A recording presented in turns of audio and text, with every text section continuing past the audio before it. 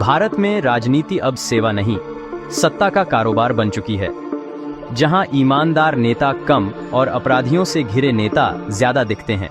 कई राजनेता अपराधियों का इस्तेमाल अपने फायदे के लिए करते हैं, कभी डराने के लिए, कभी वोट दिलाने के लिए, तो कभी विरोधियों को खत्म करने के लिए। गांव और छोटे शहरों में यह और साफ दिखता है, जहां नेता स्थानीय गुंडों को पैसे, शराब या सरकारी ठेके देते हैं और बदले में वो चुनावी माहौल कंट्रोल करते हैं। ऐसे अपराधी नेताओं के ब्लैक वर्कर बन जाते हैं। मतदान केंद्रों पर दबाव, विरोधी पार्टी के कार्यकर्ताओं को डराना और भीड़ जुटाने का ठेका, सब यही करते हैं। इनका इनाम सरकारी कॉन्ट्रैक्ट, नौकरी या केस से राहत।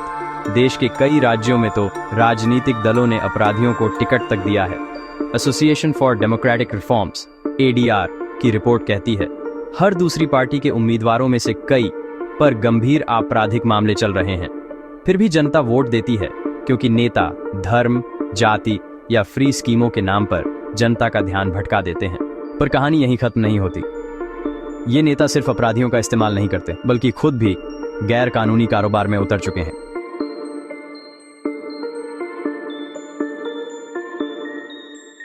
राजनीति में आने से पहले कई नेता साधारण जिंदगी जीते हैं, लेकिन कुछ ही सालों में करोड़ों के बंगले, फार्म हाउस और कंपनियों के मालिक बन जाते हैं।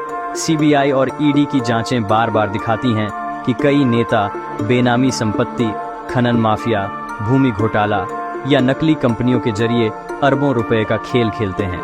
नाम बदल जाते हैं, लेकिन तरीका वही रहता है। पैसा जनता का, फायदा उनका। और जब पकड़े जाते हैं तो मीडिया को राजनीतिक साजिश का नाम दे देते हैं। फिर कुछ दिन जेल, फिर जमानत और फिर वही पुराना खेल। जनता भूल जाती है और अगला चुनाव फिर शुरू। ये चक्र तब तक चलता रहेगा जब तक जनता सवाल नहीं पूछेगी। नेताओं से रिपोर्ट कार्ड मांगिए, धर्म या जाति नहीं, ईमानदारी और काम के नाम पर वोट दीजिए, क्योंकि राजनीति तब साफ होगी जब जनता जागेगी।